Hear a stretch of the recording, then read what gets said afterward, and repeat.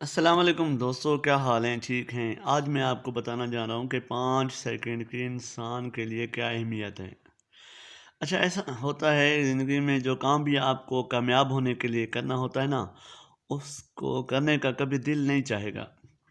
کسی کا دل صبح جلد اٹھنے کو چاہتا ہے، کسی کا دل محنت کرنے کو چاہتا ہے۔ روٹین میں محنت کرنا بہت بورنگ ہے، لیکن ہمیں ہمیشہ اپنے دماغ کو آٹو پائلٹ سے نکال کر اس کام کو کرنے کے لیے فورس کرنا پڑتا ہے جو اسے مشکل لگ رہا ہو۔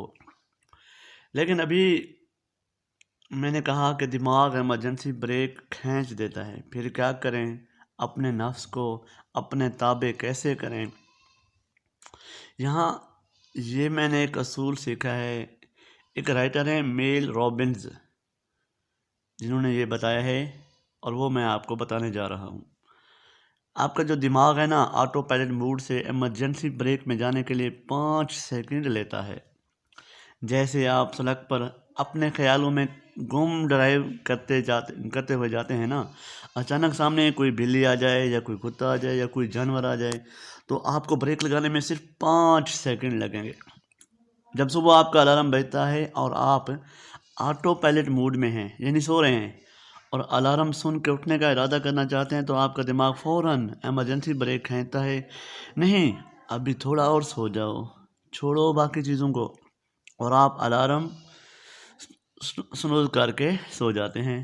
لیکن اگر آپ غور کریں نا تو آپ کے مجھے اٹھ جانا چاہیے سے نہیں، ابھی تھوڑا اور سو جاتا ہوں کے فیصلے کے درمیان میں 5 سیکنڈ گزرتے ہیں۔ جب انسان کوئی نیا فیصلہ کرتا ہے اور اس پہ 5 سیکنڈ میں عمل نہیں کرتا تو اس کا دماغ ایمرجنسی بریک کھینچ دیتا ہے اور وہ واپس اپنے آٹو پائلٹ میں چلا جاتا ہے۔ آپ نے یہ 5 سیکنڈ ضائع نہیں کرنے۔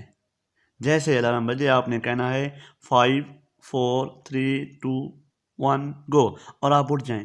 آپ یقین کریں آپ اٹھ جائیں گے، کیونکہ آپ نے اٹھنے کے فیصلے پر نظر ثانی کے لیے 5 سیکنڈ نہیں لیے، آپ نے اپنے نفس کو سوچنے کا موقع ہی نہیں دیا۔